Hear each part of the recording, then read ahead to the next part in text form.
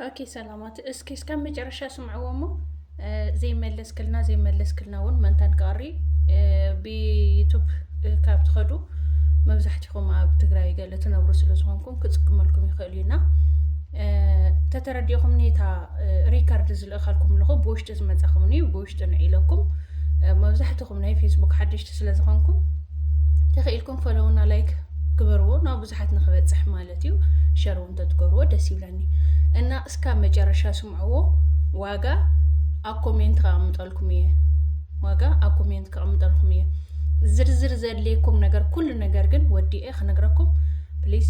ወዲኤኩም ስምዕዎ ሕዋቴ ማሪ ናብ ጉዳይና ነቶ ያኔ መታወቂያ ምናምን ናፈለጥኩም ኸይድኩም ይኹም መስለኒ መታወቂያ እንታይ ከም ዝተሓት ፓስፖርት ንመውጻእ ማለት እዩ ናይ ለት ካርድና ናይ ለት ካርዲ ማህተም ወቂዕኻ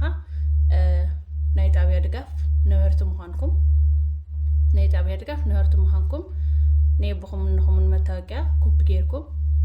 የድልየኩም ማለት እዩ ፓስፖርት ንመውጻእ ብድሕሪኡ ዘድልየ ሕዋተይ ፓስፖርት ሲኦሲ አሻራ ሜዲካል ናይ ደቂ ተባዕትዮ እዚአን 3-4 بحد ጊዜ ዝስርሓ ፓስፖርት ሃልይኩም ሲኦስና ዓሸራታ አይትውሉ ግን ሲኦስ ኻላይ ጉንደ ዓሸራ ወንደ ኻላይ ይስራሕ ይትውሉ ዓሸራ ይፈላለዩ ዓሸራ ናይ ፓስፖርት ይኸና ንለናሲ ላብሮ አይዲ ዝባሃል ኣሎ ያኔ ካብ ኩሉ ነፃ ምዃንኩም ማለት እዩ ዘረጋግጽ ላብሮ አይዲ ዝባሃል አዲስ አበባ ተኾይኖ አዲስ አበባ ኣለዩ መቐለ ተኾይኖ መቐለ ኣለዩ ሕዚ ግን ስልጠና ኣብ መቐለ ኣለዩ ናይ ደቂ ኣንስትዮ ይኹን ናይ ደቂ ተባዕትዮ ስልጠና ኣብ መቐለ ኣለዩ ኣብ መቐለ ሰልጥኑ ኣስቸኳይ ዝወፁ ዝነበረ ቀሪኡ የለን አስቸኳይ ዝነበረ የለን ቀሪኡ እና ወጪ ካብቲ ኾኑ ደቂ ኣንስትዮና ደቂ ተባዕትዮ ይኹኑ ኣብ አዲስ አበባ ታሊኹም ኦኬ ችግር የብሉን ኣብ ትግራይ ታሊኹም ግን ኣብ ትግራይ ወዱ ደቂ ኣንስትዮ ኮይንከን ኩሉ ፓስፖርትን ሲኦስን ዓሸራኸን ምስ ወዳኽን ኣነ ባዕለይ ክውደልክን ይኽእል እየ ኣዲስ አበባ ይትምጻእ ኣብኡን ሃልኽን ብፖስታ ትልእኻለይ ፖስታ ልኢኽና ፎርሙኽን ንመልአልክን ፎርሙኽን ተመሊኡ ምስ ተመረጽክን ንሜዲካል ብቻ ትመጻ ንሜዲካልና ንበረራ ማለት እዩ ንሜዲካልና ንበረራ ትመጻ ልምዲ ዘለክን ብደንብ ስምዕዎ ልምዲ ዘለክን ናይ ደቂ ኣንስትዮ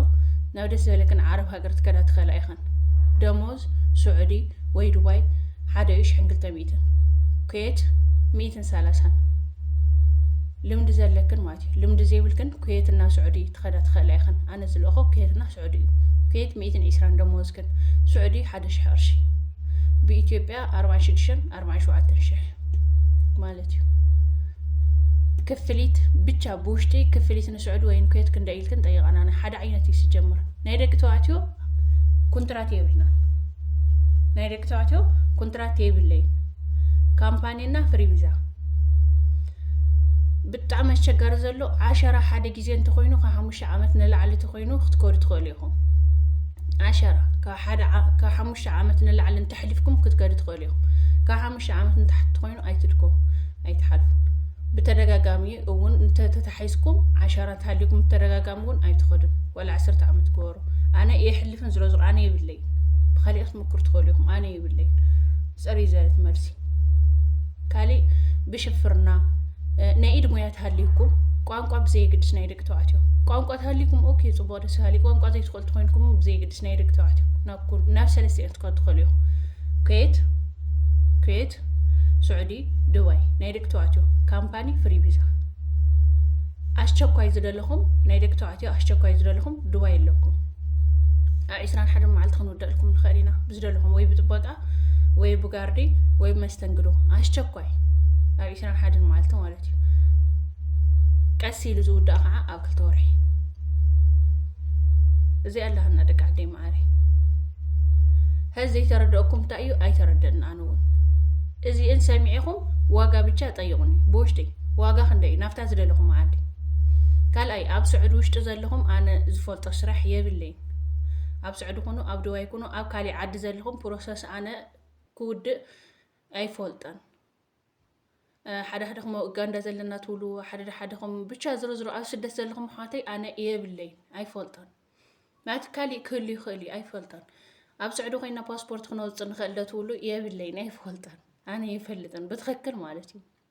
ሃሊን ተዘሕግዘኩም ደስ ምበለኒ ግን ኣይፈልጣን ብቻ ካብ ኢትዮጵያ ብኮንትራት ንደቂ ኣንስትዮ ናይ ደቂ ኣንስትዮ ብፍሪ ቪዛ እውን ክትከዳ ትኽእላ ኢኽን ብደስ ዝበለኩም ቋንቋ ትኽእላ ትኮይንክን ማለት እዩ እና ልዩነቱ ፍሪ ቪዛ ናይ ባዕልኻ ማለት እዩ ናብ ደስ ዝበለካ ተንቀሳቂስካ ትሰርሐሉ ማለት እዩ ድሕሪ ክንደይ ድሕሪ 3 ወርሒ ምስ ከድኩም ድሕሪ 3 ወርሒ ካምፓኒ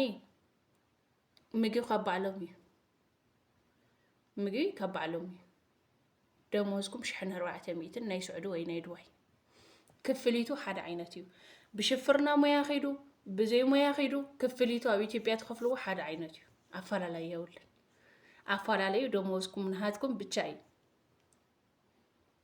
ኣፈላላዩ ደሞዝኩም ንሃትኩም ብቻ እዩ ዝውስኑ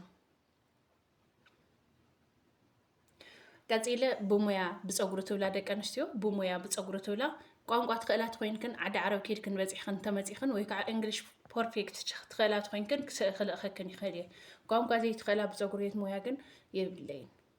ደቂ ተባዕትዮ ፀጉሪ ቤት ሞያ ዝኾነ ወይም ጋራጅ ገለገለ ትውልኒ ኣለ እዩ ክልእኸኩም ይኽእል እየ ናብ ስዑድ ኣሎ ናብ ኩዌት ኣሎ ናብ ብብዝሓት ናብ ኩዌትና ናብ ስዑድም ኣሎ ናብ ዱባይ ኣሎ እና ካብዚአን ሰለስቲአን ናብ ዝመረፅኩም ትከዱ ትኽእሉ ኢኹም ቀፂላ ብናርሲንግ ወይ ብመምህር ገለ ትውልኒ ኣነ ሕዋተይ ማዕረ ብከምዚ ዓይነት የብለይን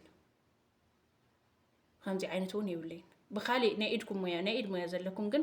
ብደስ ዝበለኩም ክልእኸኩም ይኽእል እየ ብፍሪ ቪዛ ክትከዱ ትኽእሉ ኢኹም ብካምፓኒ ክትከዱ ትኽእሉ ኢኹም ካምፓኒ ማለት ውዕሉ ንክንደይ እዩ ገለገለ ትውልኒ ፍሪ ቪዛ ማለት ዓመት ንሓደሽኩም ማዕልኩም ትቕፅሉ ማለት እዩ ካምፓኒ ማለት ከዓ ምስኣቶም ተስማዕሚዕኹም ናሰርሕኩም ናሓደስኩም ምስቶም ካምፓኒ ተስማዕሚዕኹም ክትሰርሑ ትኽእሉ ኢኹም ከም ደስ ዝበለኩም ማለት እዩ በቃ ካምፓኒ ማለት እኮ ሓደ ግለሰብ ሓለቓ በቃ ሓላፊኻ ማለት እዩ ምንም ዝተፈለየ ነገር ኣይኮነን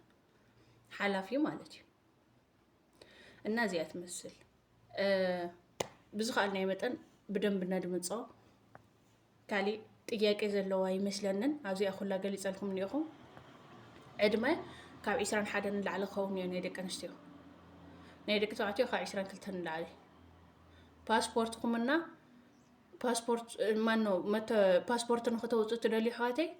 ናይ ልደት ካርድኩምና መታወቂያኹም ዕድመ ሓደ ዓይነት ክኸውን እኒአዎ ኣፈላላይ ክህሉ የብሉን ኣብ ምንም ነገር እውን ሱም ኣፈላላይ ክህሉ የብሉን ሓደ ዓይነት ክኸውን ኣለዎ እና እዚኣ ትመስል ናይ ደቂ ተባዕትዮ ይኹን ናይ ደቂ ኣንስትዮ ኣብ 2 ወርሒ ንውድአልኩም ኢና ብዘይታ ኣስቸኳይ ናይ 21 መዓልቲ ልምዲ ዘለክን ደቂ ኣንስትዮ ትኮይንክን እውን ኣብ 21 መዓልቲ ንውድአልክን ኢና እዚኣ ትመስል ኣሕዋተይ ማዕረ ማለት እዩ እና ፕሊስ ርግእ ኢልኩም ሕሰብሉ በተለይ ደቂ ተባዕትዮ ኣሕዋትና እቲ ቅርሺ ንሱ እንተሃሊኩም ኣብ ዓድኹም ተትሰርሑ ባህሊት እየ ኣብ ዓድኹም ተትሰርሑ ባህሊት እየ ናይ ደቂ ኣንስትዮ ብዙሕ ዝከብድ ኣይኮነን ናይ ደቂ ተባዕትዮ ግን ኣብ ዓድኹም ተትሰርሑ ባህሊት እየ ማለት እዩ እና የቀኒየለይ ናብ ኣብ ፌስቡክ እውን ፈሎው ተትብልኒ ኣብ ዩቱበይ እውን ሳብስክራይብ ተትጎርኒ ደስ ይብለኒ የቀኒየለይ ፅቡቅ ዕድል